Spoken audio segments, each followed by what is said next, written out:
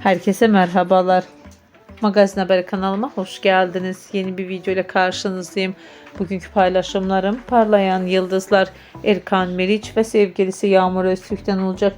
Birbirine yakışan çifte kumruların en güzel fotolarını, yeni karelerini buyurup kanalımda izleyebilirsiniz. Sizlerden tek dileğim kanalıma abone olup like atmayı unutmayın. Hoşça kalın, sağlıcakla kalın arkadaşlar.